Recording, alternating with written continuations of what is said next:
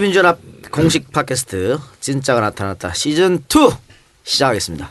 안녕하십니까? 저는 사회를 맡은 이동형입니다. 저의 안티 팬들이 굉장히 실망할 것 같은데 시즌 2도 제가 이 자리에 앉아서 한다는 거 어쩔 수 없습니다. 이해해 주시고요. 시즌 1에서 사실은 굉장히 특별한 진행자분들이 오셨었는데 시즌 2는 그거보다 더 거물급 정말 초특급 스페셜 진행자들이 저와 함께 하도록 하겠습니다. 일단 먼저 소개를 시켜드리면 우리 대본에는 어벤져스급 진행자들이다 이렇게 되어 있는데 글쎄 어벤져스급인지 아닌지는 좀 지켜보도록 하고 먼저 새정치민주연합 홍보위원장 손혜원 위원장입니다. 인사해 주십시오. 네, 안녕하세요. 자충우돌 구설수의 아이콘 손혜원입니다. 구설수의 아이콘. 예, 여러 군데 구설수를 오르고 있죠. 네. 그 이야기는 이따가 하기로 하고요. 네. 자, 두 번째 초특급 게스트 팟캐스트의 본자 참 정신 우리 정청래 의원 나오셨습니다.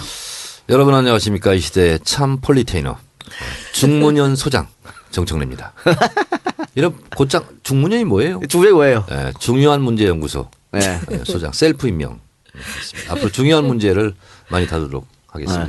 그런데 일각에서는 이 정청래 의원이 본인을 너무 팟캐스트에 소진하는 거 아니냐. 여러 군데 너무 많이 본인도 직접 하시는 팟캐스트도 있잖아요. 나는 정청래다. 그 금방 끝내기로 했어요. 진짜가 나타났다. 순위를 많이 밀어내는데 혁혁한 공헌했고 정세균 대표 네. 바로 이 자리에서 어제 했습니다. 어제 네. 우리 세균맨. 네. 진행 잘 됐습니까? 제가 없었는데. 이동영 작가 톤으로 했어 제가.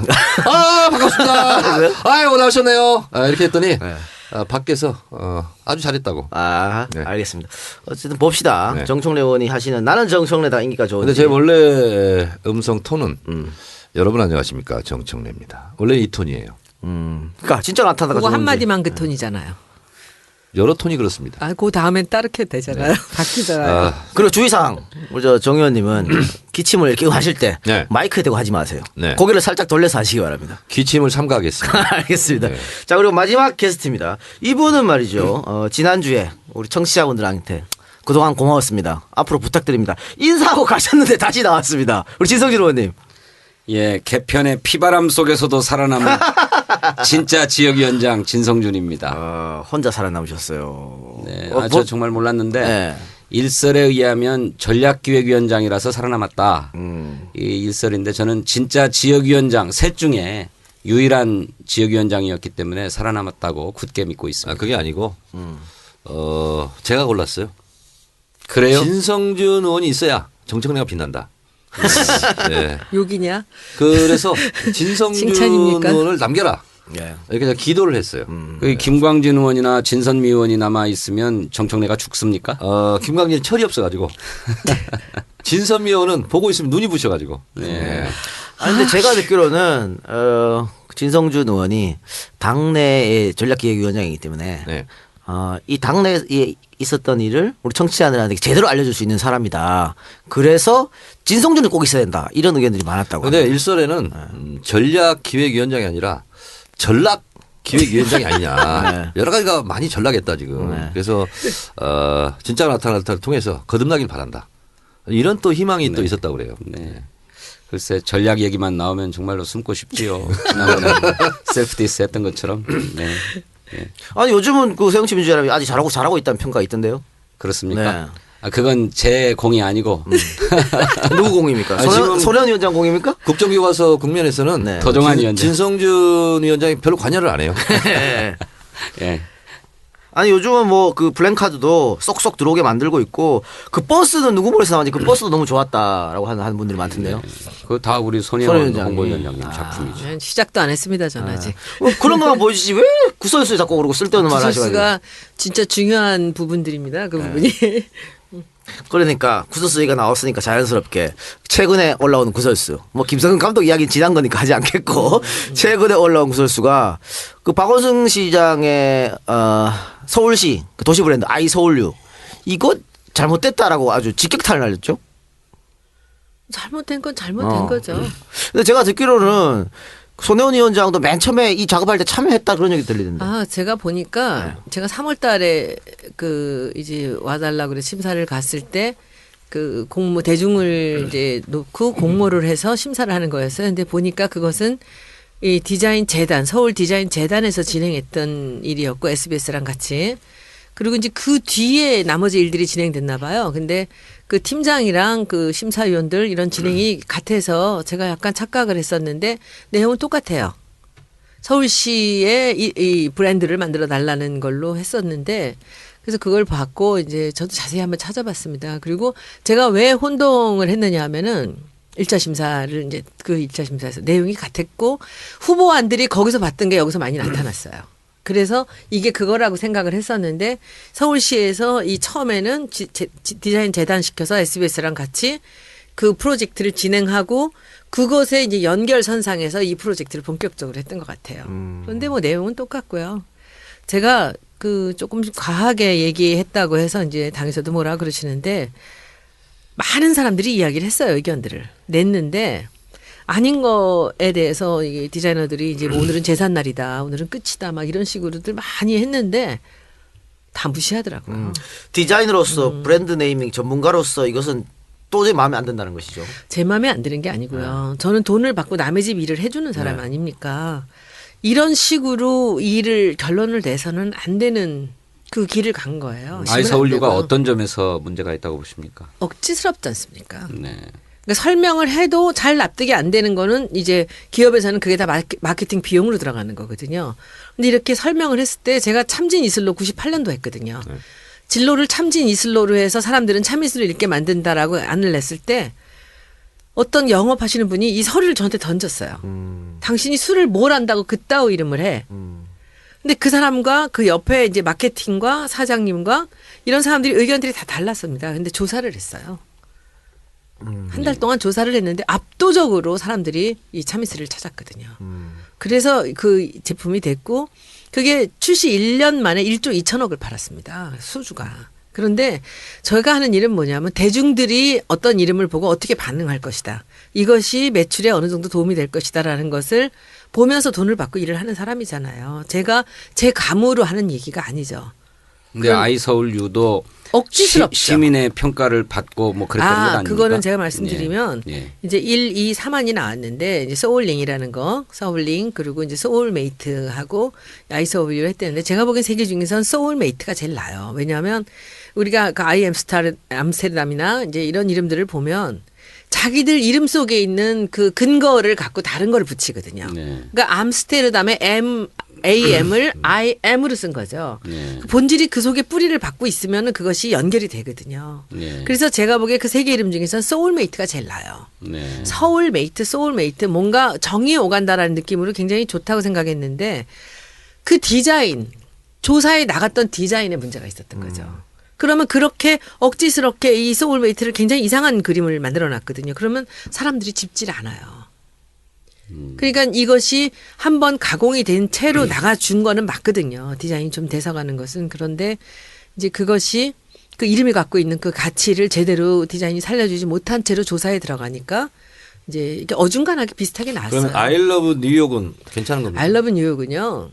뉴욕에서 본질이 나온 건 아니지만 이제 우리가 크리에이티비티라는 건 뭐냐면 없었던 무에서 유를 창조해야 돼요. 그 당시로선 너무나 획기적인 거였고 누구든지 I love 뉴욕이라는 것은 너무 심플하고 그리고 I 옆에 러브가 있었잖아요. 하트. 그건 굉장한 그리고 NY예요. 뉴욕이 아니고. I 하트 NY입니다. 그것을 만든 사람, 그 무에서 유를 그 당시에 그런 걸 처음 만들어냈던 거 그건 대단한 거거든요. 아이서울유 이야기는 거기까지만 하고 혹자들은 그 손혜원 위원장이 문재인 대표랑 친하고 문재인 대표를 지지하니까 일부러 박원순을 디스하려고 경쟁자를 디스하려고 일부러 공격한 것이다. 이런 주장에 대해서는. 저는 박원순 시장님이랑 문재인 대표님이랑 무슨 관계인지도 모르고 네.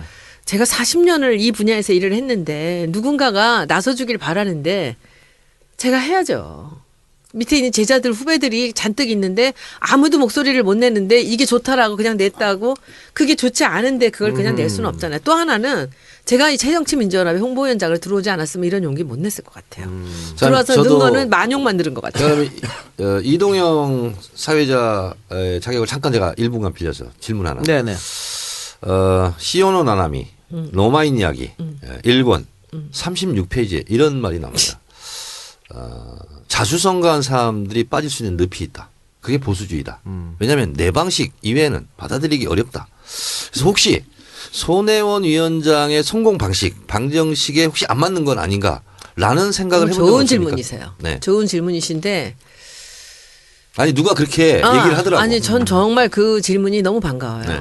제가 하는 일은 불특정 다수를 설득하는 일입니다. 제가 내는 브랜드와 디자인으로 물건을 파는데 도움을 주지 않으면 저는 벌써 끝났어요. 제가 제 작품을 내는 사람이 아니고 저는 기업을 도와서 물건을 팔게 만들어주는 사람이기 때문에 저는 항상 불특정 다수가 제일 무서워요. 네.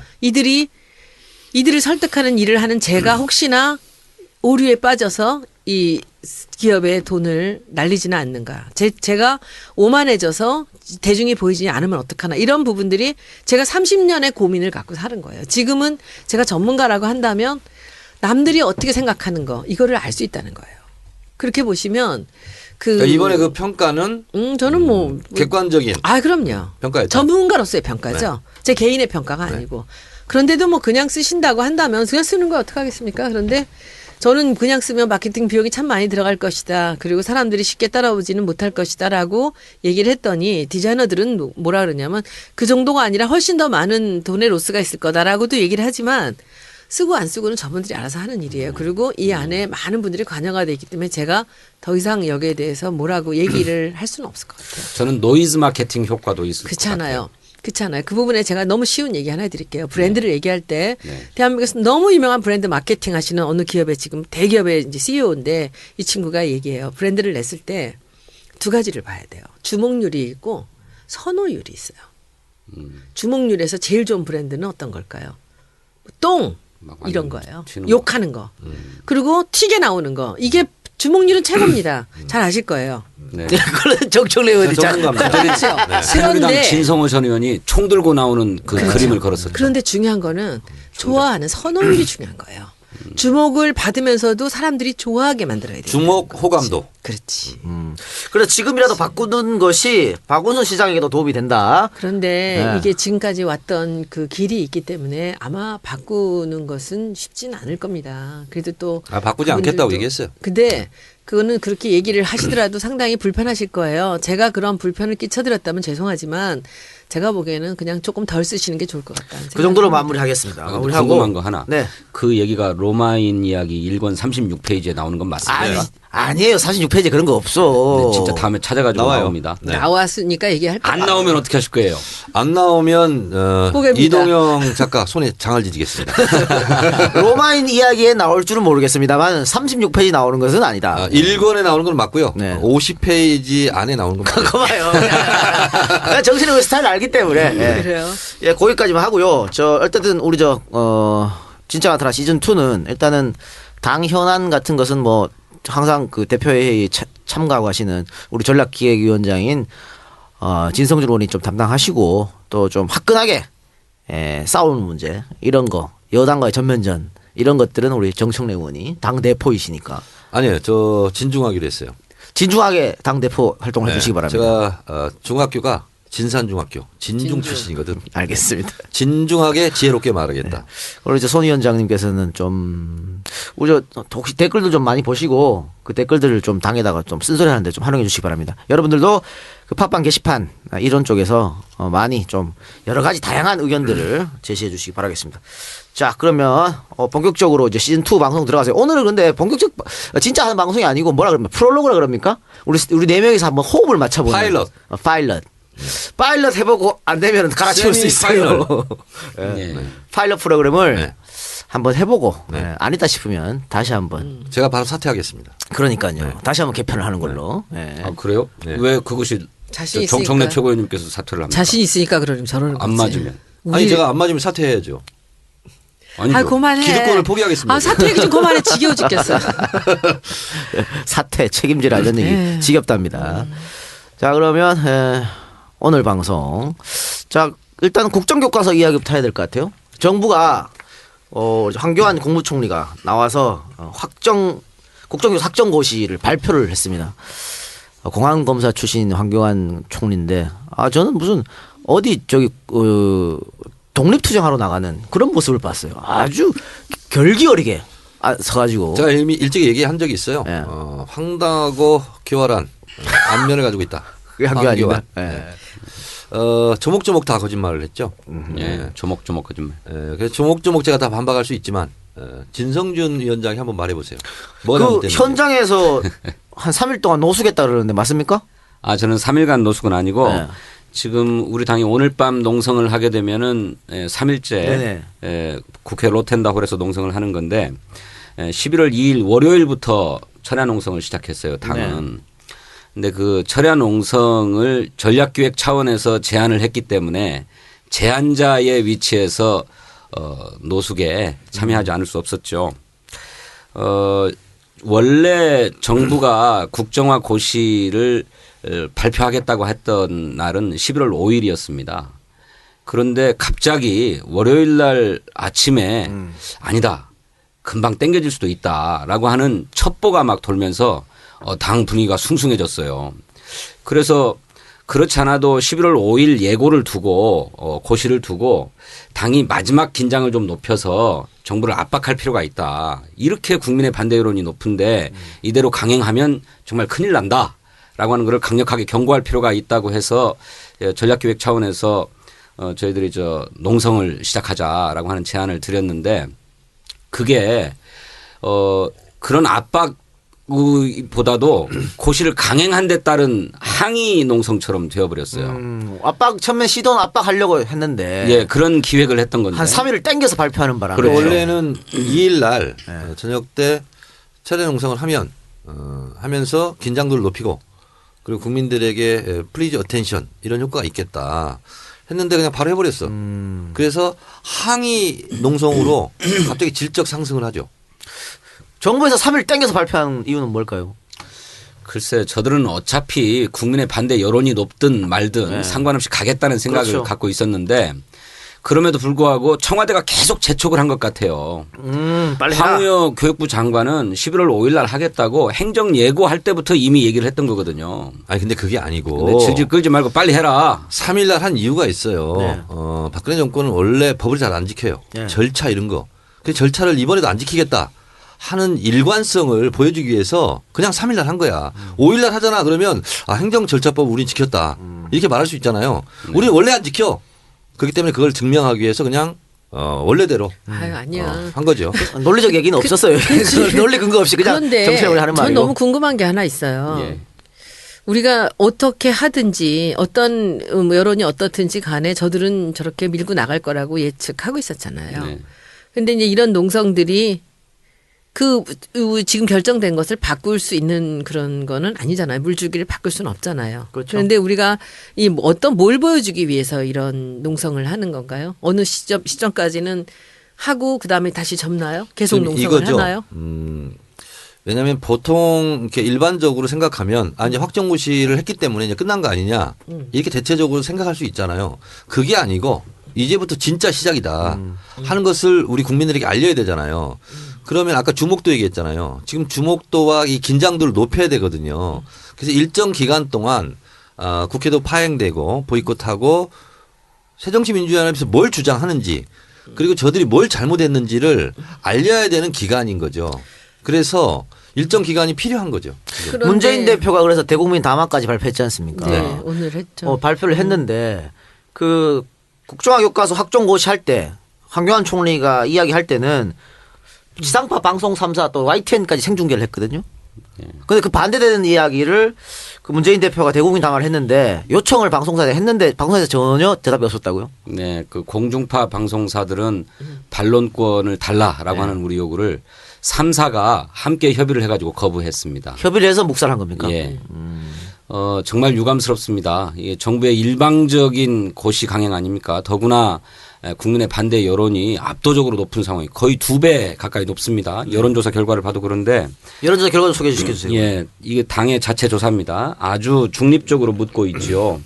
예, 국정 교과서 방침에 대해서 어떻게 생각하는가 이렇게 물은 데 대해서 찬성 의견이 38.1%, 반대 의견이 56.0%, 잘 모른다 5.9%. 그러니까 우리 국민들이 의견이 이미 다 정해졌습니다. 이게 지난 10월 30일부터 31일 사이에 토요일, 일요일 이렇게 조사인데 이렇게 반대 의견이 압도적으로 높았고 또 우리 국민의 반대 서명을 받아가지고 교육부에 전달한 것도 100만이 넘어갔습니다. 우리 당과 시민단체가 함께 받은 것이. 그리고 반대 의견서도 수만 건이었어요. 근데 이걸 다 무시해버리고 이렇게 강행을 한 반대 거죠. 의사 했던 그 서명하신 분들 40만 명이라는데 그 40만 명에 서명하신 그 내용을 교육부에 전달을 하지 않았습니까? 예, 전달했습니다. 전달하고 몇 시간 있다가 확정 발표한 거죠. 그렇죠. 불가는 거죠. 그렇다면 그렇지. 몇 시간 동안 40만 걸 어떻게 봐? 그러니까 그건 형식이고 말만 그렇게 한 거고 볼 마음도 없고 의견을 들을 생각도 없는 거죠. 그냥 가는 거죠. 근데 지금 우리 당에서 한 게 한 50만 가까이 되고요. 그리고 시민단체에서 한 게 한 50만 가까이 돼서 100만이 넘었는데 100만 어떤 느낌이 드세요? 제가 알고 있기로는 87년 6월 그렇죠. 항쟁 네. 이후에 100만이 넘은 게 세월호 서명이고요. 그다음에 아마 두 번째 될 겁니다. 그리고 단기간 내에 100만이 한 달 만에 이렇게 된 예가 없습니다. 그만큼 국민들의 반대 의견이 폭발한 거고요. 확정고시 발표한 그날 3일 5시에 제가 홍대 입구역 9번 출구로 나갔어요. 그 전까지는 야 서명할까 하자 말자 뭐 이렇게 뭐 잠깐 이렇게 자기들끼리 상의를 했는데 팻말을 보자마자 묵묵하게 그냥 직진으로 와서 서명을 하는데 서명대 10개를 놨어요 제가. 근데 한꺼번에 10명씩 붙는 게 아니라 기다려야 돼요. 10명이 하면 동시에 하면서. 그래서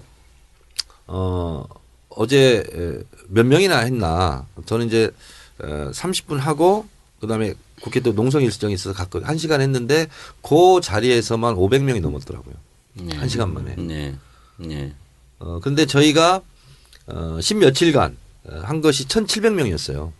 근데 그날 1시간에 500명 했다는 거죠. 오늘도 제가 망원역 갔다 왔는데 확정고시 발표 이후에 더 폭발하고 있어요. 그래서 그런지 문 대표의 대국민 담화 내용을 보면 국민이 이기는 싸움이다. 불복종 운동을 해 주십사 국민들한테 부탁한 게 있는데 여기에 말하는 불복종 운동 구체적으로 어떤 게 있을까요? 그러니까 이를테면 정부가 만들겠다고 하는 국정교과서 집필에 참여하지 말아달라. 아하. 그리고 설령 국정교과서가 만들어진다고 하더라도 그 교재를 채택해서 교육을 하지 말아달라. 채택 여부가 아니잖아요. 예, 아니 할 수 있습니다. 그냥 내리는 거지. 아니 할 수 있습니다. 지금 교육감들이 교과서 채택 대한 그리고 교과서 만든다고 그렇죠. 그러죠. 그래서 각 학교에서 교과서 채택의 권한을 가지고 있습니다. 역사 교과서를 검정을 인정하지 않냐고 국정으로만 내리겠다고 하는 것인데 뭐 설령 이 교과서가 학생들에게 강제로 배부된다 하더라도 이거를 교재 삼아서 가르치지 않겠다. 대안교과서를 만들어서 그 대안교과서로 아이들을 가르치겠다라고 하는 움직임이 있는 것이죠. 이런 불복종 운동을 국민에게 호소하고 동시에 저희들은 이제 고시를 강행해서 국정교과서를 반드시 만들겠다고 하는 것인데 이 작업이 1년 가까이 걸리는 작업입니다.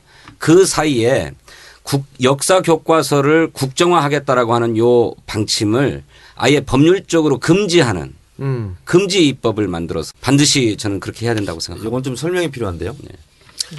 보통 제 친구가 또 교과서 출판사 사장이기도 합니다. 보통 출판사는 5년 준비합니다. 교과서 하나를 개편하려면. 근데 통상적으로 3년간 집필을 합니다. 근데 최소한 2년이 필요한 거예요. 왜냐하면 이게 초등학교 제가 들고 나왔어요. 초등학교 1, 2학년 이게 국정교과서입니다. 네. 현재. 이 초등학교 1, 2학년 국정교과서를 만드는 과정 그러니까 집필을 시작해서 학교에 공급하는 과정까지가 33단계가 있습니다. 근데 이것이 1년 동안 불가능해요. 물리적으로. 그러니까 쉬운 것만 말씀드리면 집필자를 선정하죠. 그럼 집필 기준 마련하죠. 그다음에 이것이 잘 되는 심의위원회를 만들죠. 그럼 심의위원회에서 어떤 내용을 이걸 심의할 것인지 어떤 내용이 잘못됐는지 그리고 집필자하고 또 의견 교환을 해야 되죠. 근데 거기서 전문가들이기 때문에 당신들이 심의한 것은 우리 난 동의할 수 없다. 그럼 재차 심의를 해야 돼요. 이런 과정이 굉장히 복잡하고 그 납품을 했어요. 사진이 제대로 돼 있는지 오자는 없는지 이 수정 기간이 또 있어요. 수정을 했어요. 그러면 완성이 됐어요. 그러면 학교 선생님들에게 연수를 해야 돼요. 이 교과서는 이렇게 가르쳐라. 연수 과정이 필요하거든요. 그리고 제작, 배포, 배분, 발송 이렇게 되는데 이거를 1년간 하는 것이 불가능하고 또 하나는 제일 중요한 건데 옛날에 우리가 저 때 배웠던 국정교과서는 천편일률이었거든요. 지금은 8종 교과서가 경쟁하는 체제이기 때문에 창의적 아이디어가 있는 내용들이 엄청나게 많습니다. 내용도 그렇고 표현 기술도 그렇고 편집도 그렇고 그리고 색상 쓰는 것도 그렇고 그래서 지금이 굉장히 하이 퀄리티인데 1년 동안 이런 것을 만들면 반드시 질이 떨어질 뿐만 아니라 지금에 나와 있는 검인정 교과서를 베끼지 않으면 불가능하다는 거예요. 네. 그 정도의 질을 담보를 못한대요. 그러면 표절 시비가 또 붙는 거예요. 그리고 또 이것이 어찌어찌해서 우격다짐으로 교과서가 만들어져서 학교에 배포됐어요. 그러면 거기서 발생하는 이것은 사실과 다르다, 오타가 있다, 왜곡했다, 선생님들이 우리는 못 가르치겠다. 이렇게 되면 그 선생님들을 징계를 또 하게 돼요. 그럼 또 왜 징계를 하냐? 그것도 재판이 그러니까 붙어요. 계속 시끄러울 수밖에 없고. 그래서 문재인 대표가 불복종 운동을 말하는 것은 앞으로 이런 과정들이 고비고비마다 많이 있을 테니 이 부분을 주목해주고 그리고 이 부분에 대해서 거부 운동을 앞으로 1년 동안 계속 이 과정이 이제 시작됐으니 국민 여러분들께서는 주목해달라 이런 뜻이죠. 이제 시작됐으면 저는 여론 정도 상당히 중요하다고 보거든요. 지금 뭐 반대가 많다 그러지만 세월호 때처럼 아 지겹다 그만해라 이럴 수도 있다고 봐요. 이게 피로감이거든요. 그렇죠. 예. 국민들이 피로해질 수 있어서 제가 그게 참 걱정인 게 세월호도 사실은 이게 서로 평행선으로 가고 있잖아요. 이게 의견도 모아지지 않고 여러 가지로 뭐 이 정말 피해 당한 그런 가족들에 대한 이제 배려도 없고 이런 상태에서 그렇게 가는데 그 일 자체가 피곤하거든요. 근데 저는 교과서에서 그게 제일 걱정인 게 오늘도 아침에 회의 갔다가 도종환 의원님한테 제가 자꾸 다시 얘기를 했어요. 우리가 좀 더 이게 그 투쟁하는 방법이 좀 스마트했으면 좋겠다. 이게 로텐더에서 그냥 안 자고 거기서 그거 팻말 들고 있는 거는 저는 짧고 굵게 끝냈으면 좋겠어요. 그리고 스마트했으면 좋겠어요. 아주 무섭게 물밑 작업으로 아까 그 이렇게 불복종 운동 같은 것 방법도 여러 가지를 했으면 좋겠는 게 제가 하나 생각이 오늘 들은 게 저는 모든 국민들이 볼 수 있는 이 교과서, 역사 교과서란 책을 단행본을 하나 냈으면 좋겠어요. 베스트셀러를 하나 만들어가지고 도종환 의원한테 쓰시라 그랬어요. 그래서 왜 역사 교과서가 이렇게 문제인가에 대한 부분을 조목조목이 그 필자들하고 대조하면서 온 국민이 좀 디테일하게 알았으면 좋겠어요. 그래서 그거 한번 해보자. 근데 그런 거는 금방 쓸 수 있고 그런 것이 대중적인 언어로 이 소통이 될 때 제목 잘 지어갖고 해놓으면은 엄마들도 볼 거예요. 이게 뭔지. 재밌게 유관순 이제 챕터가 나오는 거죠. 네. 유관순 그리고 뭐 이렇게 해서 쭉 그 근대사만 갖고도 이렇게 나가서 여기에 대해서 왜 기간이 이 사람이 이렇게 했고 비교하면서 얘기 나오고 결론 내고 이렇게 가면서 그런 책들을 했으면 좋겠고 이 불복종 운동은 여러 가지가 있을 것 같아요. 그리고 그 이 검인정 교과서를 만든 그 7개인가요? 7개 출판사들한테 간곡하게 부탁하고 싶어요. 포기하지 말고 계속 발전시켜 나가라. 우리가 때가 되면 이걸 바로 쓸 수 있게끔 준비를 해놔라. 이 교과서 싸움은요. 가능하고. 저는 굉장히 승리에 대한 가능성이 매우 높은 그런 투쟁이다라는 것을 제가 몇 가지 차원에서 말씀드리면 광우병 쇠고기 투쟁할 때요. 2008년 6월 10일 날 광화문에 100만 명이 나왔거든요. 왜 나왔느냐. 그것이 정치 투쟁이 아니었거든요. 먹거리 문제였거든요. 그리고 누구나 다 피부로 느낄 수 있는 거거든요. 그 정도로 교과서는 피부로 느낄 수 있는 사안입니다. 우리 아이들이 왜곡된 교과서를. 그거 맞는데 예. 지금 이 정부가 그런 얘기 듣지 않잖아요. 아니 그러니까 그래서 이 문제는 학부모들의 문제가 됐고요. 그다음에 중고등학교 학생들의 문제가 됐고요. 제일 중요한 게 있습니다. 뭐냐면 이 땅의 지성들이라는 대학 교수님들의 자존심을 건드렸어요. 자, 대학 교수 90%가 반대를 하는데 이상하지 않습니까? 다 우리를 지지했습니까? 야당을 지지했습니까? 그게 아니거든요. 박근혜 대통령을 찍은 사람들이 더 많을지도 몰라요. 근데 이분들이 왜 박근혜 대통령이 이 중요한 정책을 반대하고 나섰느냐. 대학 교수들의 자존심을 건드려 버린 거예요. 왜? 이 사람들이 갖고 있는 보수든 진보든 대학 교수는 학문의 자유, 양심 이런 부분이 본인들의 최후의 보루인데 그걸 무너뜨려 버린 거예요. 그러니까 이 대학 교수들은 갈 데가 없는 거예요. 근데 보세요. 이쪽이 맞을까 이쪽이 맞을까 양비양실론이 있을 때 이거를 사회적으로 판단해 주는 계층이 바로 대학 교수들입니다. 그래서 4.19 때도 이승만 대통령이 하야를 하고 하와이로 갈 수밖에 없었던 것이 대학 교수들이 마지막 날 들고 일어났고 87년 6월 항쟁 때도 결국은 대학 교수들의 시국 성명이 전두환을 손들게 만드는 거거든요. 저는 이 교과서도 이렇게 승리했던 투쟁과 너무나 닮아 있다. 그리고 이거는요. 언론인들도 시국선언을 하지 않았습니까? 전 분야. 그리고요. 제가 서명해 보면요. 천주교 그 수녀님들 있잖아요. 이 빈 메모지 있잖아요. 이거 서명용지. 한 장만 달래요. 왜 그래요? 그랬더니 가서 자기들 복사해 가지고 다 받아 가지고 우리 사무실에 갖다 주겠대. 갖다 줘요. 그리고 종교가 들고 일어나잖아요. 대학 교수들이 들고 일어나잖아요. 교수들이 들고 일어나잖아요. 학부모들이 들고 일어나는 사안이거든요. 그래서 여러 가지 어떻게 보면 박근혜 대통령은 이 부분까지 고립무원이 될 수밖에 없는. 근데 그렇다고 바꾸게 이걸 포기하겠네요. 그러니까 제가 네. 그래서 제가 질문 드리는 건데 그런 원론적인 거 다 치우고 어쨌든 문제는 박근혜 대통령이 그래서 국정교과서를 철회할 것이냐 안 안 할 할 것 것이냐 이 같아요. 문제인데 만약에 이렇게 가서 불복종 운동하고 뭐 또 홍보위원장님께서 또 잘 하시겠죠. 여론전에서 이겼다 칩시다. 네. 그럼 내년 총선에 근데 져버렸어. 누가요? 새정치민주연합이. 왜 집니까? 새정치민주연합이 져버렸으면 질 수 있어. 불복종 운동을 하든 뭐 하든 박 대통령은 계속 마이웨이 외칠 가능성이 저는 상당히 높다고 보거든요. 총선에서 이겨버린다면 네. 그리고 이 문제가 상당히 영향을 미쳤다면 미칠 거예요. 그렇게 네. 되면 박 대통령 생각이 달라지겠죠. 또 그래서- 바로 레임덕이 오고 맞아요. 새누리 현역 의원들 또 대권 주자들 생각이 바뀔 거란 말이죠. 그러면 철회 압박을 할 수 있는데 결국은 총선에 지면 말짱 도루묵 되는 거 아니냐. 그래서 좀 스마트했으면 좋겠어 저는. 대중을 절대로 놓치지 말고 이걸 끌고 가면서 지금 말씀이 뭐냐면 우리가 이 마케팅에서 보면은 이 우리가 본질을 잡은 거예요. 네. 그리고 이것은 이기는 싸움이다라는 것은 이쪽에서 채택을 하든 말든 대중의 뜻이 우리와 같거든요. 네. 그런데 이게 피로감을 느끼게 하는 방법이 자꾸 지나치게 나오면 안 돼요. 승리에 대한 또 하나의 숨겨진 변수가 있습니다. 제가 누구라고는 말하지 못하겠지만 제가 나름대로 새누리당 의원들하고도 이렇게 속투고 얘기하는 네. 사람들이 있는데 미치겠다는 거예요.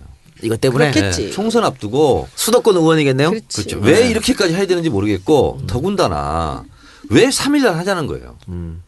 그러니까 자기들이 동네 가서 할 말이 없다는 거예요. 그러면 수도권은요 지금 낭중 지출하고 몇몇 의원들이 지금 국정화 반대를 얘기했어요. 지금 있잖아요. 이거 본물처럼 터져 나올 거예요. 새누리당 의원들. 총선 치르기 순간에? 어렵다. 그러면은요 균형이 무너져요. 우리가 권투를 할 때 막 이렇게 맞받아 싸우다가 다리에 힘을 잃잖아요. 그럼 바로 그거 아웃이거든. 근데 지금 하체에 힘이 빠지기 시작했어요. 새누리당 수도권 의원들이. 전략기획위원장으로서 한마디 해주시기 바랍니다. 총선 문제하고 연결돼서. 그러니까 막 이걸 꼭 총선으로만 연결시켜야 되는가 하는 문제가 있는데 저는 아까도 말씀드렸던 것처럼 이게 고시가 강행된 조건에서 국정교과서를 제작하지 못하도록 만드는 일이 중요하고 그것을 위해서 당력을 모아야 된다고 생각하는데 그러자면 국회에서 역사 교과서를 국정화하는 것은 안 된다고 하는 법을 만드는 일이 필요하다고 생각해요. 그런데 새정치민주연합이 의석수에서 열세니까 아무리 노력해도 잘 안 될 거란 그렇죠. 말이죠. 그럴 경우에는 불가피하게 총선에서 다수 의석을 달라고 우리 국민들께 호소할 수밖에 없다고 네. 생각합니다. 그래서 총선이 대단히 중요해질 거다라고 생각해요. 그런데 이 문제를 그런 정치적인 또는 선거상의 이해와 요구로 결부시켜서 정략적으로 갈 문제는 결코 아니다. 그렇게 보면 정력적으로 가는 패배한다고 건 생각해요. 아닌데 네. 박 대통령이 네. 총선에서 이기면 어떤 국민들이 한 99% 반대해도 그냥 마이웨이 할 것 같은 생각이 드니까 제가 질문을 네, 드린 네, 거고요. 네, 네. 그런 뭐 점에서 잘 들어야 반드시 되는 얘기해야죠. 얘기입니다. 네. 잘 들어야 되는 얘기예요. 지금도 이렇게 무시당하고 있으면서 앞으로 가면 뭐 지금 이 문제는요. 이 싸움은 우리 새정치민주연합이 주도적으로 하면 안 됩니다. 그러면 이게 이제 당대당 싸움이 되고 그렇기 때문에 저는 매우 좋은 조짐이 보이는 것이요. 재기발랄하고 유쾌한 정치반란 같은 이런 패러디물들이 쏟아지고 있고 젊은 층들이 선도하는 거죠. 그리고 이제 김대동 그 씨부터 지금 시작을 했거든요. 그리고 이승환 씨도 한마디 했고 네. 그래서 이런 대중적인 인기를 끌고 있는 대중 스타들이 저는 참여하기 시작할 거라고 봅니다. 그렇다 보면 박근혜 대통령은 아마 여러 가지 대중적 힘으로 포위당할 것이다. 그래도 고집스럽게 가기는 갈 거예요. 결국은 그것은 망하는 길이다. 저는 그럴 그렇게 것 봐요. 같아요. 네. 자 그런데 뭐 우리 정청래 의원님께서 뭐 우리 당이 뭐 전면에 나서면 안 된다 이런 말씀하셨지만 네. 그래도 야당이 앞서서 이끌어줘야 시민단체든 학생들이든 거기 힘을 받아서 같이 움직이는 거 아니겠어요? 저는 이렇게 생각합니다. 광화문에 집회를 해요. 그런데 경찰이 이 침탈을 하려고 해요. 그걸 막아주는 역할. 그렇죠. 그리고 그 안에서 대중들이 신나게 놀 수 있는 그 공간을 확보해 주는 역할. 저는 그 정도 역할을 하는 것이 대중의 자발성을 보장하고 이끌어내는 데 필요하다. 라는 생각이 듭니다. 저한테 가끔 쪽지가 오는데 제가 깜짝 놀라는 쪽지들이 와요. 어디 가서 대학생들이 무슨 집회를 하려고 그러는데 정청래 의원 좀 그 자리에 오시게 해주면 안 되는 거예요. 무슨 힘이에요? 아니 제가요 안행이 간사잖아요. 그럼 경찰청이 우리 소관 상임인데 대한민국에서 집회를 하다가요 무슨 일만 있으면 다 저한테 전화. 아, 그러셔요? 새벽 그러는 2시에도 거예요? 오고 진짜 가시면 어떤 일이 벌어져? 가면 해결이 되죠. 아, 진짜? 네. 그래서 밤이면 그렇게 여기저기 다니시는구나. 실제로 4월 18일 날 그 세월호 유가족들이 있잖아요. 광화문 현파 밑에서 완전 포위됐어요 그때. 포위됐고 제가 그 안에서 계속 보호하고 있었거든요. 아, 진짜? 보호하고 있었는데 한 400명 정도 됐는데 마지막에 이제 다 진압하고 거기를 이제 그 토끼몰이처럼 진압하려고 하는 순간이에요. 그래서 제가 경찰청에 제가 전화했죠. 내가 데리고 나가겠다. 그러니 경찰 길을 터라. 그랬더니 그걸 진짜 어떻게 보장하겠느냐. 아, 내가 그건 설득하겠다. 그 유가족 그 간부들 있잖아요. 다 아버지들 모이라고 해서 지금은 이제 치열하게 진압하고 다치고 하는 일만 남았는데 3시간 4시간 동안 주장할 건 다 했다. 그래서 내가 길을 틀 테니 나가자. 그래서 협상을 해서 실제로 경찰이 모세 기적처럼 길을 열었어요. 그리고 그분들을 한 분도 연행된 분이 없죠. 그 김무성 대표가 이번 국정화 교과서가 내년 총선에 영향이 없을 것이다. 이런 말을 했단 말이죠. 그 말은 영향이 있으니까 그렇게 얘기하는 거죠. 그래서 예, 예. 너 착하게 살아라 계속 얘기하잖아요. 선생님이 착하게 안 사니까 넌 착하게 살아야 돼. 그거는 뭐냐면 이미 영향이 너무나 클 것 같은 거예요. 그래서 미리 발을 빼는 거야. 사자성어로 얘기한다면 뺑기 전략이죠. 새누리당은 어떻게든 이 얘기를 빨리 정리하고 싶겠죠. 네네. 그래서 이제 고시가 됐으니까 빨리 접고 우리는 그거는 국정 교과서 문제는 정부와 전문가에게 맡기고 우리는 뭐 민생을 살피자 뭐 이런 얘기를 하고 있는 건데 민생 살피는 사람들이 국정 교과서 문제 꺼내들면 안 됐죠. 그래서 그것이 선거에 미치는 영향 또 당 지지에 미치는 영향 이것을 새누리당은 실제로 많이 우려하고 있다고 생각합니다. 이제 그런 점에서 당이 이 문제가 장기전화 되는 데 대비하고 아까 우리 손혜원 위원장님 말씀하셨던 것처럼 대중이 이 문제와 관련해서 피로감을 느끼지 않도록 하면서 슬기롭게 네. 싸우는 일들이 네. 중요하다고 생각합니다. 스마트하게 싸웠으면 좋겠어요. 그럴 방법이 여러 가지가 있어요. 그거 지금 당 차원에서 계획하고 있습니까? 홍보실 차원에서? 사실은 제가 오늘 아침에도 최고위원 할 때 다들 이렇게 칭찬을 해주시는데 사실 저는 뭐 칭찬 받을 만한 일을 한 게 별로 특히 없어요. 주승용 최고가 오늘따라 3번이나 칭찬하더라고요. 이게 굉장히 중요한 일이 있었던 게 한 석 달 전 이제 최고위원회에 아침에 회의를 갔는데 도종환 의원님이 오신 거예요. 그러니까 우리가 이제 우리 세대에서는 저분을 바라보면 뭔가 애틋한 게 있거든요. 네. 그 저분이 시인인데 어떻게 국회에 들어오셔서 이렇게 비례대표가 되셨나 하고 호기심 얼게 저는 이렇게 쳐다보고 있었어요. 근데 교과서 얘기를 하시는 거예요. 그리고 그때 그게 끝나고 나서 바로 그 교과서 뭐 국사편찬위원회 위원장 하시던 분 이런 분들이 원로들이 다 오시는 회의가 있다는 거예요. 그래서 저도 있어도 돼요? 왜냐하면 궁금했기 때문에. 네. 그랬더니 괜찮대요. 그래서 제가 들었어요. 점심 약속이 있었는데 이걸 취소하고는 다시 들었어요. 점심 따라갔어요. 근데 그때 제가 이렇게 듣고는 야 이거는 내가 알던 그런 수준의 게 아니구나라는 생각이 들더라고요. 그때부터 제가 공부를 하기 시작했어요. 그래서 쭉 도종환 의원님실에 올라가고 자료 좀 달라고 그러고 해서 쭉 보다가 그 추석이 된 거예요. 그 추석에 추석 홍보물에 2페이지를 넣는다는 거예요. 그래서 그걸 하면서 제가 또 다시 공부를 한 거예요. 그리고 나서 이제 이 전략을 했을 때 그때 이 친일 독재 얘기를 하실 때 저는 아니라고 생각했거든요. 그 친일 독재는 요걸로 넘어가지만 이게 근본에서는 이 대통령이 하려고 하는 이 지금 일이기 때문에 그래서 그때 이제 생각을 하고 있는데 홍보 얘기가 나온 거예요. 예. 그래서 그때 제가 모델을 이제 도종환 의원님 방에 올라가서 약식으로 동영상을 찍고 그 이 착한 시인이 도종환이 피켓을 들었다를 시리즈로 해서 이게 요즘에 광고계에서 유명한 통합 마케팅이에요.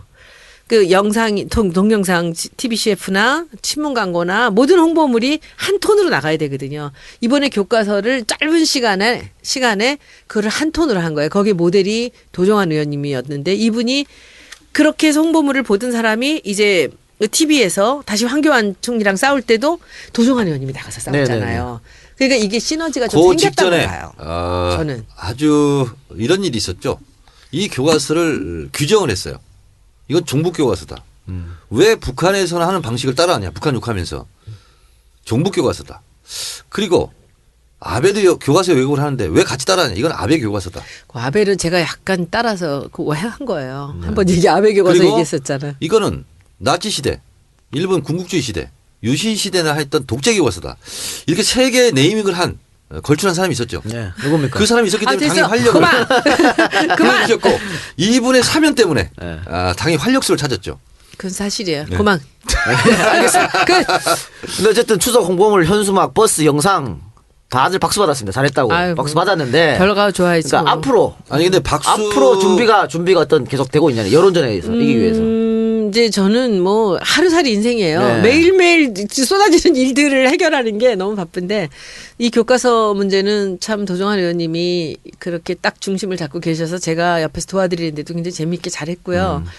이제 제가 아까 말씀드렸듯이 이걸 대중을 상대로 이 피로감을 느끼지 않으면서 뭔가 이 사람들한테 총선까지 그리고 내년 1년까지 이렇게 이 사람들이 생각했던 거, 그 서명했던 그 국민들의 마음이 맞았다는 거, 생각이 맞았다는 거, 판단이 맞았다는 것을 우리가 지속적으로 보여주면서 같이 가야 된다고 네. 생각을 해요. 근데 그 방법이 뭐냐, 이걸 제가 디테일하게 몇 가지 생각을 하고 있습니다. 알겠습니다. 말씀드릴 그러니까 이 수는 없고. 부분은요 피로감이 있을 수 있어요. 왜냐하면 네. 장기전이에요.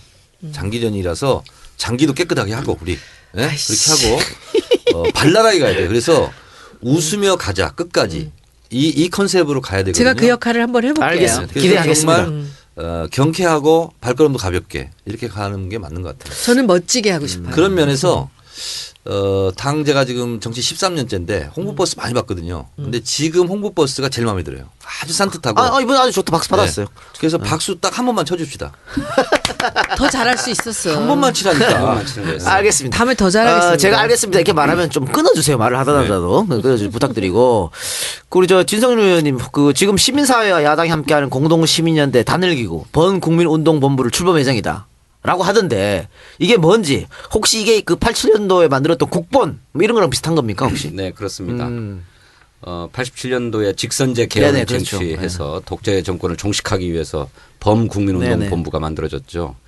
이것도 역시 범국민운동으로 승화되어야 된다고 생각해요. 단일 대오라고 하는 겁니까? 그렇습니다. 그간에는 역사학자들, 선생님들 따로 또 시민사회 따로 그렇죠. 또 당 따로 이렇게 투쟁을 해왔는데 이제 공동의 투쟁기구를 만들어서 한 목소리로 단일한 대오로 대응하자라고 하는 겁니다.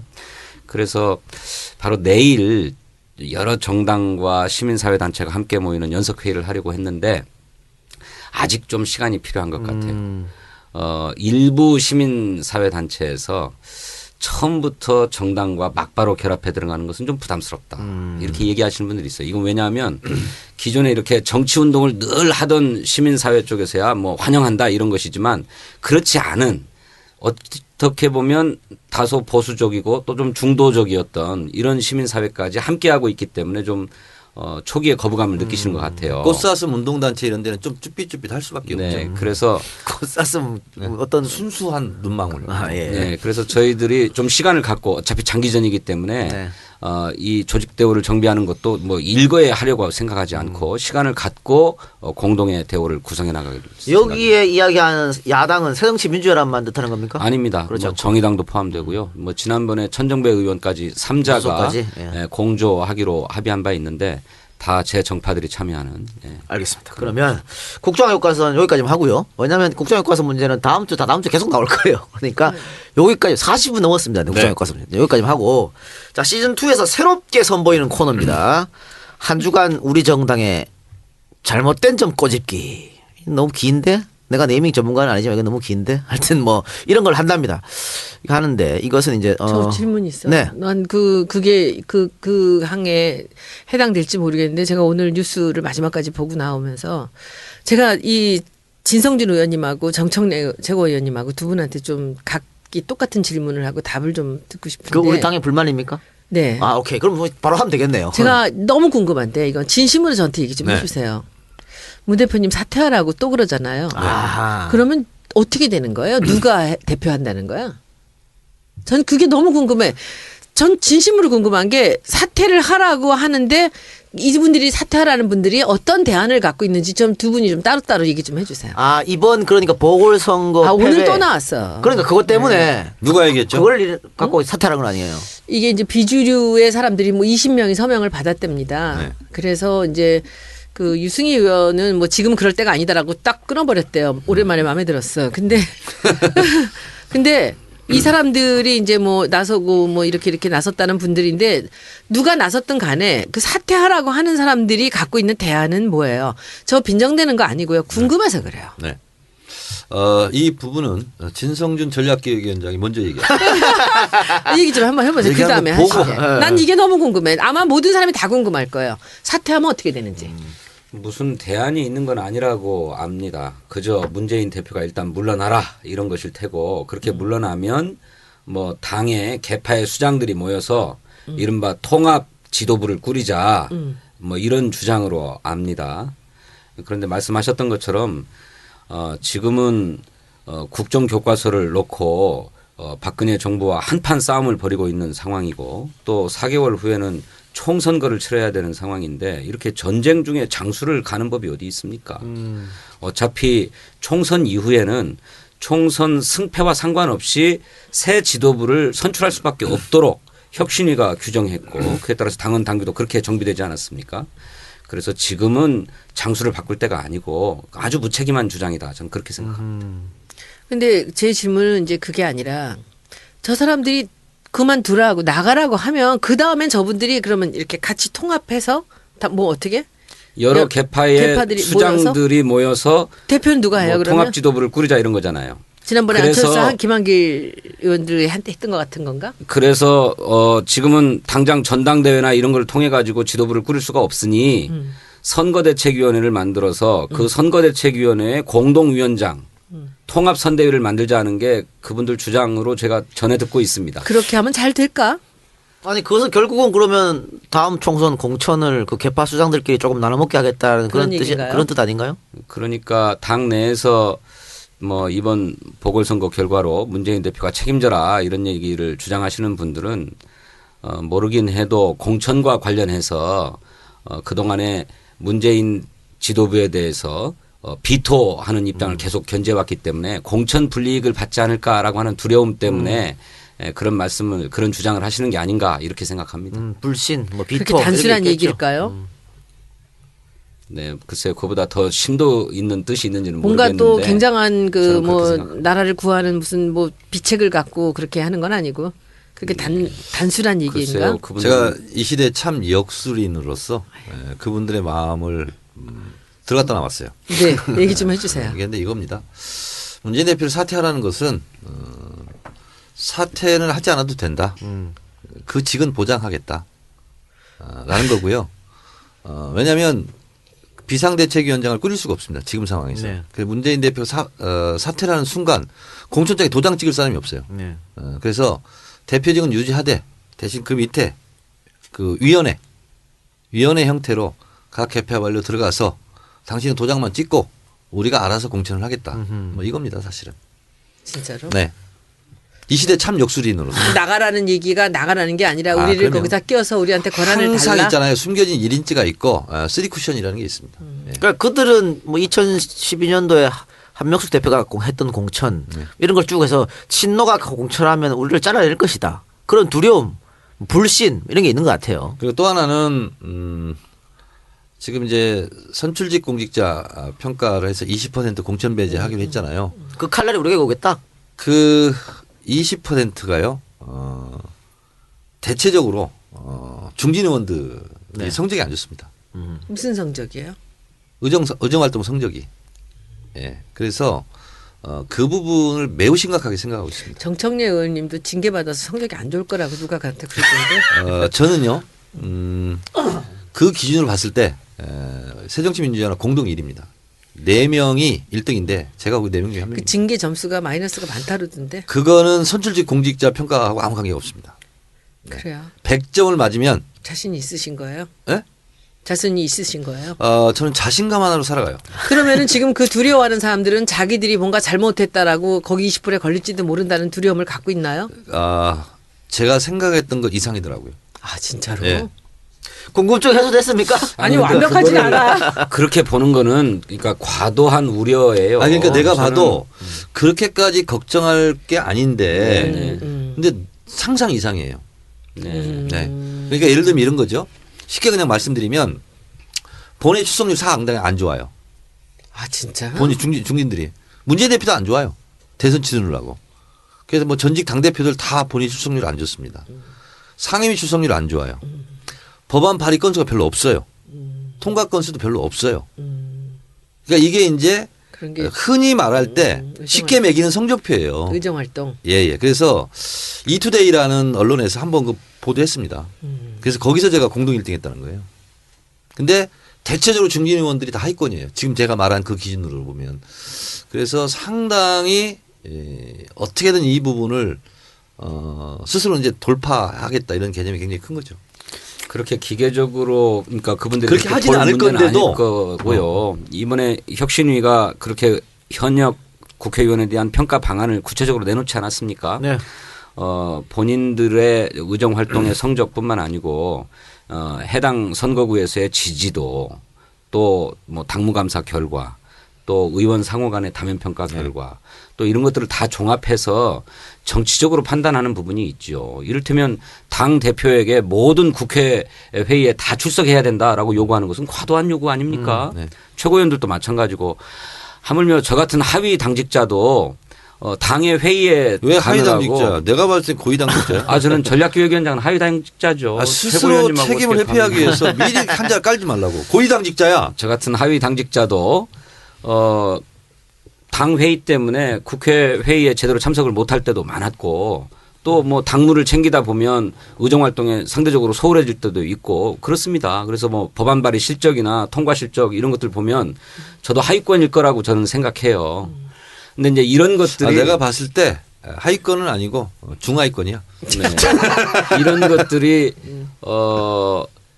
정성적으로도 감안돼야 된다고 생각합니다. 그럼요. 만약에 이게 감안하겠죠. 감안되지 않으면 누가 앞으로 당직을 하려고 하겠어요. 그렇죠. 그냥 지역구에서 활동을 하지. 그 뭐. 당직자라는 게 제가 회의 다 들어가 보니까 이게 보통 일이 아니에요. 일주일에 3번 발표하면서 일하면서 회의라는 게 너무 많고 그리고 그 회의에서 특히 최고위원이나 이 당직자분들은 보고하고 뭔가 발표해야 되는 게 있잖아요. 이건 정말 엄청난 일이야. 국회의원들 너무 열심히 일해. 초인적 창의력과 그렇죠. 철통 같은 체력 이런 게 좀 필요하죠. 그렇죠. 알겠습니다. 아, 정말 그렇더라고요. 네.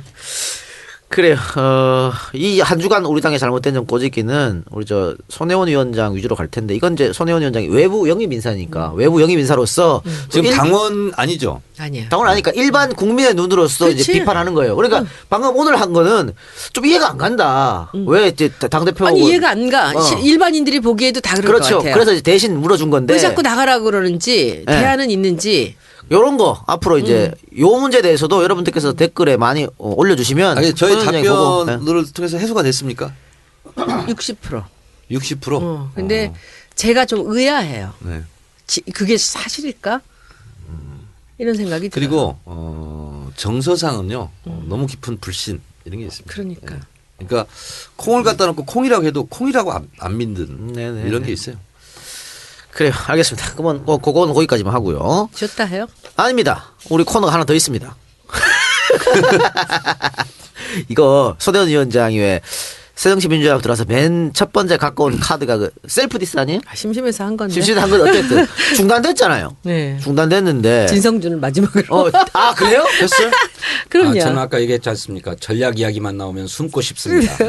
그걸 마지막으로 네, 중단된 겁니까? 숨었어요. 지성준은 책임져야 되는데. 아니야. 그게 아니고. 너무나 솔직한 셀프 디스를 해버리니까. 아니야. 다른 분들이 그거 못한 아니고 거지. 제가 좀 필요해서 그랬어요. 왜냐하면 이게 하나 나갈 때마다 막 일희일비 하는 게 너무 싫었고 그리고 제가 자꾸 주목받는 것도 싫었고 제가 가서 사실 아무도 저한테 뭐 일을 시키는 사람이 없는 거예요. 그래서 이 사람들을 한번 이렇게 반성의 이 어떤 전략으로 이렇게 하면 어떨까라고 했는데 너무 사람들이 관심 있게 하니까 조금 이따 하려고 제가 뺐는데 이거 이제 진짜가 나타났다. 이제 시즌 2 들어오면서 어떻게 할까, 뭘 할까 하는데 하도 이 셀프 디스에 대해서 다시 해달라는 사람들이 많아요. 그래서 여기서 하지 마세요. 아니야. 여기서 전화 연락으로 하는데 연락책은 정청래 의원님 해주시고 저는 이제 다음 주에 제가 전화를 해요? 아니지 이번에 누구 해라 그러면 제가 해서 그쪽 얘기해서 아. 전화 가면 이거 섭외 받아라. 담당? 섭외 담당. 아 나 왜 아. 단어가 생각 안 나니? 아, 섭외 담당 해주시고 서정치 그래야 제가 유저랑 하지. 의원들에게 예. 전화 연결해서 그럼 바로 진짜 바로 나타났다 해서 여기서. 여기서 예. 근데 그럼 전화해서 바꿔주는 거예요? 그렇지. 아, 뭐 그 정도야. 뭐. 그렇지. 우리는 원래 서비스 섭외. 인생이야. 그렇지. 섭외. 네. 그 섭외하시면 그렇게 해서 저는 우리 얘기 뭐든지 할 수 있잖아요. 그럼 제가 해서 이런저런 여쭤보고 그리고 옆에서 궁금하신 거 있으면 또 하고 그러면 페이스북에서도 우리 이 댓글에서도 다음 주에 누구 나옵니다. 궁금하신 거 있으면 주세요. 그럼 제가 얘기 받아가지고. 그러니까. 제가 섭외 강자입니다. 왜냐하면 제가 섭외하면 안 될 수가 없어요. 맞아. 왜냐하면 뒤끝 장렬. 응하지 않으면 보복을 해. 우리 저 세영치 민주연합 국회의원이 120명이 넘는데 지금 셀프 디스 하신 분이 아직 몇 명 안 되잖아요. 예, 그러니까 많죠. 이제는 진짜 나타났다 해서 직접 연결해서 예, 하겠다. 예. 아, 그 좋은 전화로. 아이디어네. 네. 그럼 오늘은 혹시 준비된 사람이 있습니까? 오늘은 안 했는데 뭐 제가 오늘 없습니까? 정청래 의원 먼저 하고 들어갈까? 정신을 오늘 저 셀프 디스 해본 적이 없어요 아직? 없어요. 아, 오늘 하세요 그럼. 제일 먼저 해야 될 분이 아니, 안 하고. 먼저 자, 하고. 가만히 있어봐. 어. 내가 질문할게. 아니 내가 질문할게. 가만히 인생 있어봐. 자체가 셀프 아니 디스야. 가만히 있어봐. 질문할게. 제가 질문. 저는 있잖아요. 세월호에서 가만히 있으라 했을 때 가만히 있어서 그런 참사가 있었기 때문에 가만히 있을 수가 없어요. 그러니까 내가 질문하면 그다음에 그러니까 그 얘기를 취소해 주세요. 알았어. 그러면 조용히 있어봐. 네. 가만히 있지 말고 조용히 있어. 아니 저는 사실 정청래 의원님 오셔서 제가 셀프 디스 하자고 올라갔어요. 처음 만났어 전화해갖고. 근데 자기는 뭐 인생이 셀프 디스기 때문에 자기는 할 게 없다라면서 뭐 괜히 쓸데없이 저기 후원금만 뺏기고 왔거든요. 아주 저한테 친하다고 마음에 든다고 자기 필이라고 이래놓고서는 30분 되니까 나에게 빠져들기 시작하더라고요. 아이고. 근데 네. 제가 이제 그때 못했던 거 지금 한번 해볼게요. 본인이 이 국회의원 하면서 네. 내가 잘못한 거 한번 얘기해 보세요. 이 진심으로. 저 잘못한 거 없어요. 아 지금 그 소리지 마. 셀프 지금 디스니까. 뭐가 내 잘못은 난 참 잘한 게 많은데 그거 다 알고 있거든 우리가. 옆에서, 근데 옆에서 잘난 한번 거지. 얘기를 해보세요. 나한테 문제는 뭐다. 응? 나의 내가 문제 잘못한 거. 한 가지만. 한 가지만. 아 그러면 이건 설명이 좀 필요해. 괜찮아. 네. 우리 끊으면 되니까. 제가 국회에 떨어졌어요. 음. 문화일보, 조선일보 보복도 당했죠. 중국을 갔어요. 중국말을 배워야 되겠다. 중국하고 친해야 되겠다. 그래 갔는데 니하오, 시에시에 이것밖에 모르고 갔어. 예. 갔더니 중국 대륙에서 중국 실력이 내가 꼴찌야. 그래서 처음으로 태어나서 한 서너 달을 말을 안 하고 산 적이 있어요. 못한 거지. 못한 거지 말을. 말 못한 거야. 근데 이제 말을 못하니까 생각을 많이 하잖아. 이제 생각을 많이 했죠 제가. 나는 우리 어머니 말은 다 믿어야 되잖아요. 네. 너처럼 착한 애가 어디 있냐. 너처럼 훌륭한 애가 어디 있냐. 예. 그런데 너처럼 겸손한 애가 어디 있냐. 이렇게 우리 어머니는 그렇게 항상 얘기를 했어요. 참 너는 참 착하고 그런데 사람들은 왜 나보고 자만심 있다고 얘기할까. 그래서 제가 생각을 진짜 많이 했어요. 많이 했는데 저는 국회의원 진출 경로가 다른 사람하고 많이 달랐어요. 그러니까 자력갱생했고 그리고 아무도 도와주는 사람이 없고 그리고 제 나름대로 운동권 출신 중에서 나만큼 세금 많이 내본 사람이 있어? 자수성가에서. 그래서 나는 누구한테도 빚지지 않았어.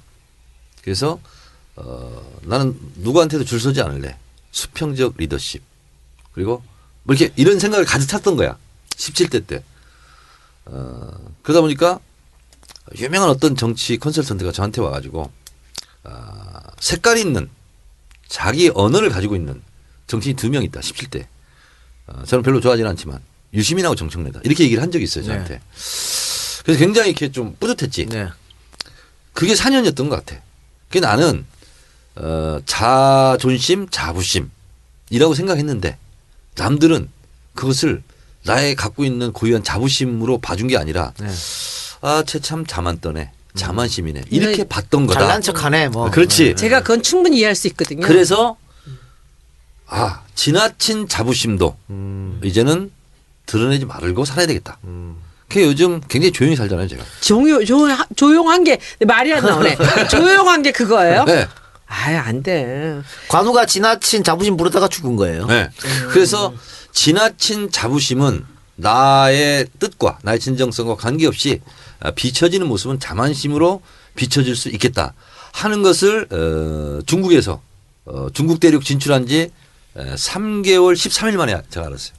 그러면 지금 손혜원 위원장이 질문했던 거 답이 됐어요? 잘못된 거, 네. 잘못한 게 이제 지나친 자부심이라는 얘기. 거 자체도 또 깔때기 이론으로 네. 또 잘 다쳐고 지나친 또 나가잖아. 지나친 자부심. 근데 저는 그 제가 보고 몇 번 만났어요. 국회의원 중에서 좀 가깝게 지내는 편인데 그 굉장히 정청래 의원은 이 양면을 갖고 있어요. 극렬한 운동권자와 그것을 자기가 그런 거 아닐까? 좀 이렇게 숨기고 뭔가 커버하려고 자꾸 이렇게 이상한 짓을 좀 하지 않아요? 이상한 짓. 뭔 이상한 짓을 해요? 그 제가? 어렸을 때부터 폭탄 들고 들어가고 해서 그 극렬한 부분들을 남들이 네. 자기를 보고 네. 그런 부분들을 뭔가 좀 이렇게 이상하게 보일까봐 이상하게 실없이 굴고 그래서 이 두 개가 너무 다른 색깔의 두 가지를 같이 갖고 아니 있어요. 근데 그거는 뭐냐면 노력해서 됐어요. 제가 아까 얘기할 때도 이 시대에 참 폴리테인 이렇게 얘기했잖아요. 근데 제가 인상도 좀 이렇게 이렇잖아요. 험상궂잖아요. 무섭지. 무섭잖아요. 그래서 제가 원래 좀 이렇게 무게 잡고 더군다나 이제 어린 나이에 좀 이렇게 사업도 성공하고 그래서 사업 말고 그 아니, 전에 그러다 보니까 폭탄 들은 거. 아니 그러다 보니까 가만히 있으면 사람들이 말 붙이기 어렵다고 그러더라고. 그래서 감옥에 있을 때는 교도관들도 무서워했어요 저를. 아 이렇게 하면은 대중 친화적이 아니겠구나. 그래서 눈이 즐거운 정치, 귀가 즐거운 정치를 해야 되겠다. 그래서 많이 노력했어요 제가. 그리고 특히 노사모 문화 여기를 보면서 제가 많이 깨우쳤죠. 그래서 지금 어떻게 보면 일부러 노력한 것이 이제 체질화됐다. 어쨌든 자기 디스를 했습니다. 너무 잘난 척하는 너무 자부심이 크다. 손혜원 위원장님은 정청래 최고위원에게 컴플렉스가 있다. 운동권 컴플렉스가 그러니까. 있는 것이다. 그게 이제 있어. 오는 거다. 극렬한 운동권 컴플렉스가 있어. 그렇지. 근데 그것이 그 단계로 이 사람을 발전을 시켰는데 아니 진성준 의원도 나정도 운동했잖아. 아니야. 폭탄은 안 들고 들어갔지. 그 이제 아니 그렇게 막바로 비교하지는 마시고요. 어쨌든 운동권 컴플렉스가 있기 때문에 왜 운동권 컴플렉스가 뭔데? 폭탄. 그 아니 이 저는 웬만한 운동권이 아니고 네. 극렬한 운동권에 극렬한 운동권? 아니 그러니까 나정도 다 하지 않았나? 우리 아니 그때 다 그렇게 했죠. 다 그렇게 다 했는데 했어 그렇게. 그 운동권 컴플렉스 때문에 이를테면 제도 정치권의 정치인으로 변신하기 위한 자기 노력이 오히려 이렇게 과잉으로 나타나는 게 아니냐라고 그보다 해몽이인데 너무 잘하시네. 보는 거죠. 그런 진단에 대해서 어떻게 생각하시냐는 거지. 별 생각 없습니다. 아니 그럼 내가 또 감춰요. 그렇게 자기 약점이 이렇게 눈물 많은 거 알죠? 툭하면 우는 거. 근데 이렇게 자기 약점이 드러나면 딱 아닌 척하고 감추는데 제가 아주 한 가지 결정적인 거를 그 하나를 본 게 이번에 징계받았잖아요. 진짜 여기 소침해 있더라고. 그래서 제가 옆에서 보고 전 처음 봤잖아요. 제가 들어갔을 때 징계 맞고 아니, 못 나오고 있었거든. 첫 모습인데 그걸 어떻게 의기소침이라고 봤지? 아니 여기 소침했어요. 그리고 나서 아 그래요? 그 굉장히 그 첫 대면이잖아, 그때. 첫 대면이야. 근데 제가 여기 우리 새정치민주연합 홍보위원장 간다 그랬더니 어디 문화부에 뭐 인사가 저보고 그랬어요.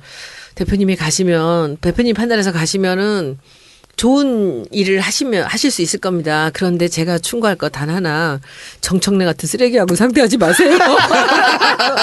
그래서 제가 굉장히 조심했어요. 네. 근데 가니까 징계를 먹은 거야.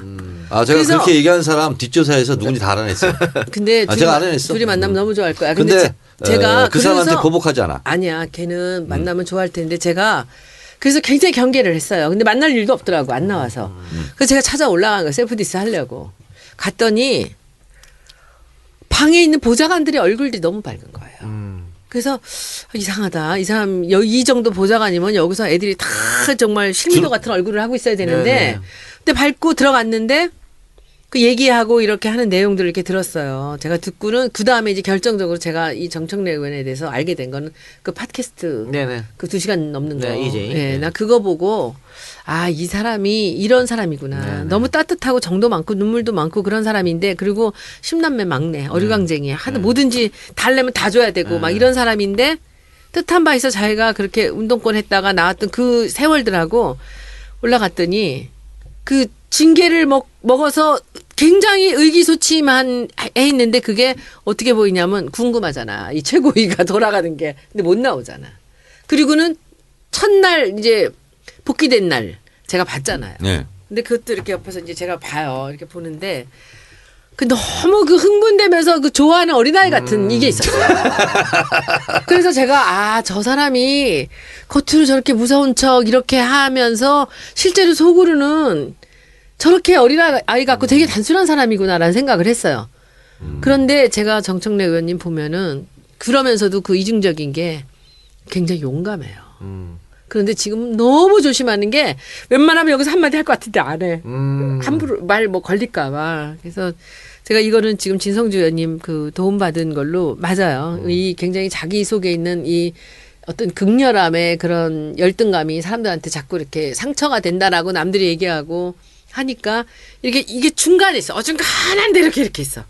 어떨 때 막 잘하다가 이렇게 턱 걸리는 것들도 있고 그러다 또 확 나가는 것도 있고. 그런 면이 그래서 그게 있어요. 이제 과도한 자부심을 표현된 것 같은데 그러면 진성준 의원님이 보시기에 그 개인 정청래의 과도한 자부심, 자만심에 대해서는 어떻게 보십니까? 그러니까요. 우리 근데 오늘도 이게 갑자기 왜 주제가 됐어요? 아니 셀프 한 번씩 한다니까요. 앞으로 한 번에. 번씩? 이래가 이제 정청래예요. 다음부터는 이제 지금 샘플링 하는 거예요? 샘플링 그렇지. 임상 실험. 그렇죠, 그렇지. 예. 이제 모든 정치인들은 다 어느 정도 자기 확신 속에서 정치를 하는 그럼요. 것이기 때문에 이를테면 언어도 대단히 이렇게 과단성 있게 단정적으로 얘기하는 경우가 많아요. 특히 야당 정치인 더 그렇죠. 근데 저는 이렇게 옆에서 우리 정청래 최고위원님 뵈면서 정청래 최고위원님은 오늘 팟캐스트에서도 그랬지만 매우 단정적으로 표현하시잖아요. 네. 나는 저런 단정적 표현이 어디에서 오는 것일까? 어떤 자신감에서 오는 것일까? 누구나 다 이게 정답인가? 하는 조바심들이 다 있는 거잖아요. 네? 그런데 우리 정청래 최고위원님은 그런 조바심이 한 번도 없는 것 같아. 틀림 말고 이런 거 아닐까? 그렇지. 아니면 말고 뭐 이런 게 있는 거죠. 그래서 저는 그런 점에서 우리 정청래 최고위원님 굉장히 부럽기도 해요. 네네.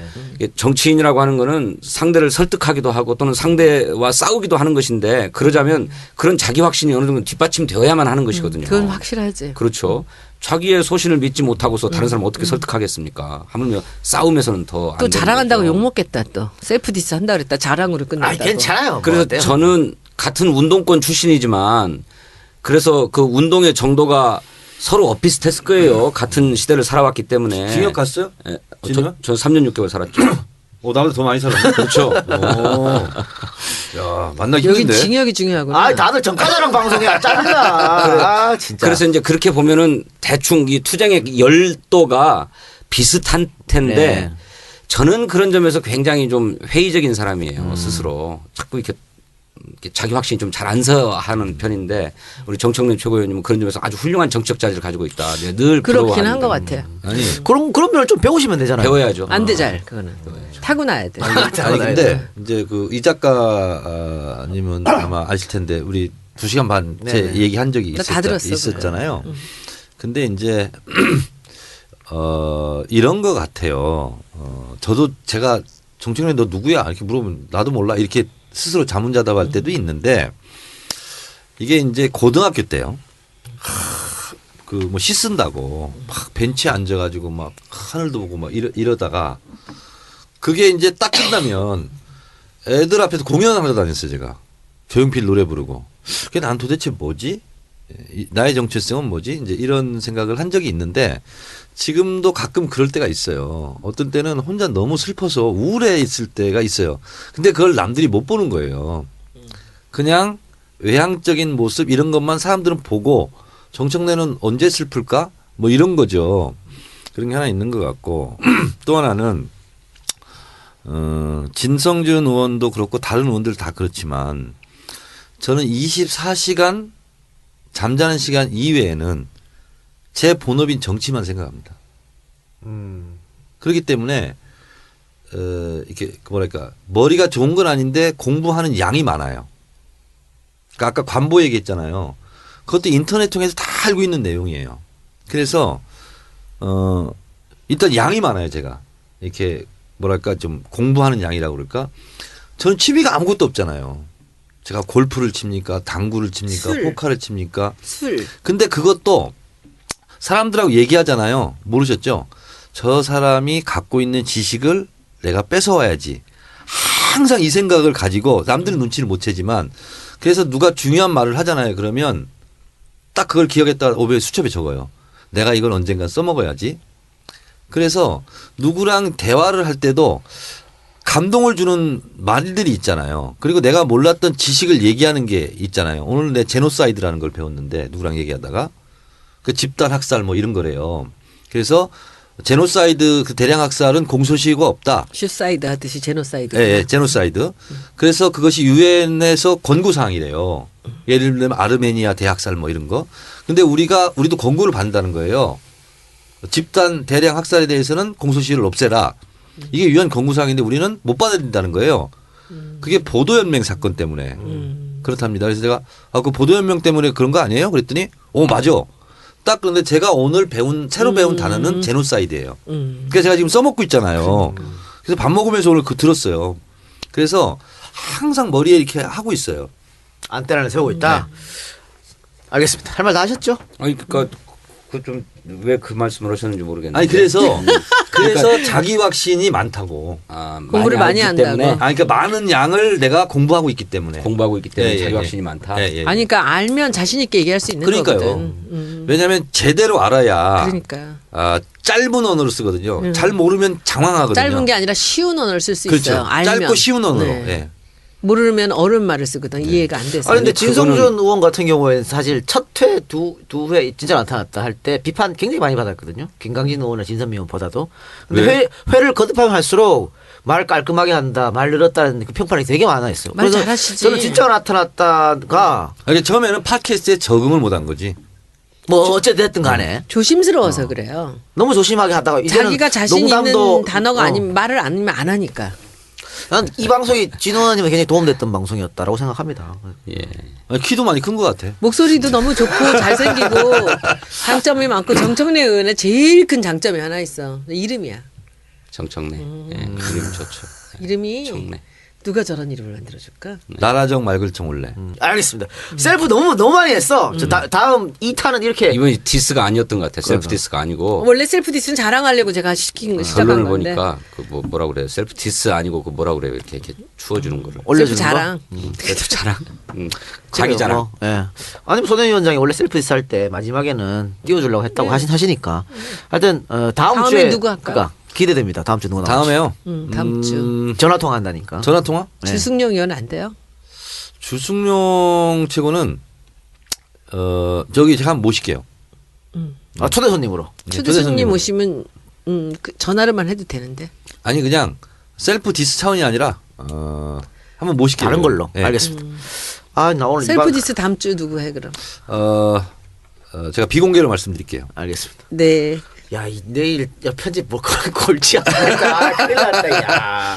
편집 너무 힘들겠는데. 자, 알겠습니다. 그러면 우리가 새 코너도 얘기했고 여러 가지 했습니다만 이거 우왕좌왕 했던 것은 이게 파일럿 첫 번째 방송이라는 거기 때문에 그렇다는 거 좀 이해해 주시고요. 네. 오늘 여기까지만 하죠, 뭐. 오늘 여기까지만 하고 벌써 뭐 1시간 훨씬 넘었으니까. 저 다음 주에 로숙하러 가야 돼. 로숙. 로스카로? 국회 로텐도에서 자야 돼요. 알겠습니다. 당번이세요? 당번이죠. 지성일 의원님 오늘 어때요? 새로운 두 분이랑 같이 했는데. 이 두 분의 이 입담에 네. 제가 이 맞설 수가 없어요. 너무 힘들어가지고 저는 이를테면 제가 유임된 이유가 예. 전략기획위원장이기 때문에 당의 공식적인 입장을 네네네. 자꾸 밝히는 것을 기본으로 해서 남아라 이런 것이었던 것 같은데 네네네. 아까도 왜 비주류들이 문 대표 물러나라고 하느냐 해서 그 공천의 부담 때문에 그렇다 두려움 때문에 그렇다 이런 얘기 했는데 두려워할 것 없다 시스템 공천이 이번 혁신의 목표다 이 얘기를 제가 하고 싶었는데 다른 얘기로 막 세버리는 바람에 얘기를 못했어요. 시스템 공천은 뭐죠?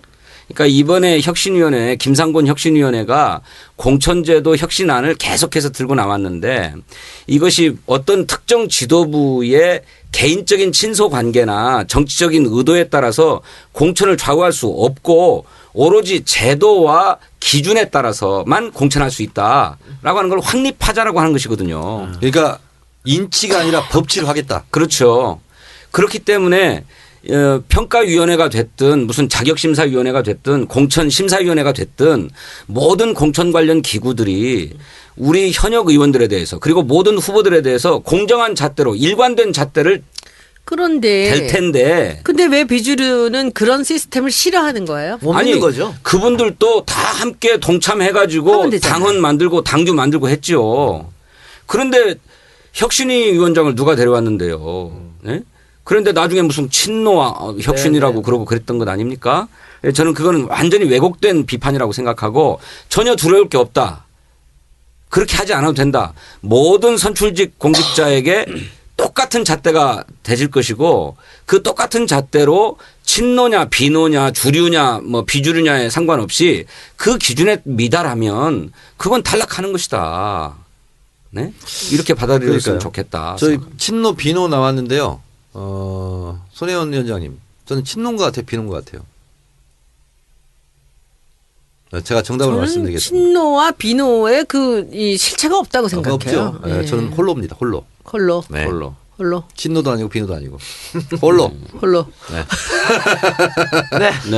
그 얘기를 전달 못했어요. 두 분의 입담에 말려가지고. 방금 하셨네요. 지금 했잖아. 했잖아요. 네. 그러니까 이제 뒤늦게라도 하잖아. 이게 소명을 다 하려고. 아, 잘하셨어요. 앞으로 그냥 치고 들어오세요. 어차피 사실 시즌 1 때 편집할 게 잘 없었거든요. 근데 저는 이 네 분이랑 지금 같이 편집할 때 굉장히 애먹겠다는 생각을 오늘 방송하면서 굉장히 막 느꼈습니다. 잘라요. 막 잘라내야겠습니다. 네, 그럼요. 상관없어요. 편집권은 저한테 있습니다. 그럼요. 막 잘라. 그리고 뭐. 네, 그러면 오늘은 여기까지 하고요. 자, 이렇게 그 프롤로그 첫 방송을 이제 했는데요. 우리가 지금 이거 프롤로그 방송이기 때문에 다음 주 한 주는 쉬겠습니다. 한 주 쉬고 한 주 쉬는 동안 아니, 시작하자마자 쉬어요? 쉽니다. 왜냐면은 여러분들의 의견을 들어서 이걸 또 반영해야 돼. 우리는 박근혜 정부가 아니지 않습니까? 잘릴지도 모르는구나. 그럼요. 박근혜 정부는 이거 여러분들 의견 듣겠습니다. 국민 여러분들 의견 듣겠습니다. 해놓고는 지들 마음대로 해버렸는데 우리는 진짜로 의견을 들어서 취합해서 반영해서. 반응이 안 좋으면 저는 즉각 사퇴하겠습니다. 그러니까요. 저 쉬어야 되겠어요. 이게 이분들을 상대하려면 제가 좀 준비 기간이 필요할 것 같습니다. 충분히 여러분들 의견을 반영해서 한 주 쉬고 다다음 주에 다시 돌아오는 걸로 하겠습니다. 여러분들 그 시즌 2도 많이 사랑해 주시고 이 세 분이 마음에 안 드는 점이 있으면 또 가감없이 또 올려주시고 마음에 드는 점이 있으면 또 마음에 드는 걸로 진행자 이동형 바꿔라 이건 하지 마시기를 당부드리겠습니다. 자, 오늘 이거 방송은 이걸로 마치고요. 다음 주 한 주 쉬고 다다음 주 뵙겠습니다. 고맙습니다. 네, 안녕. 감사합니다. 안녕.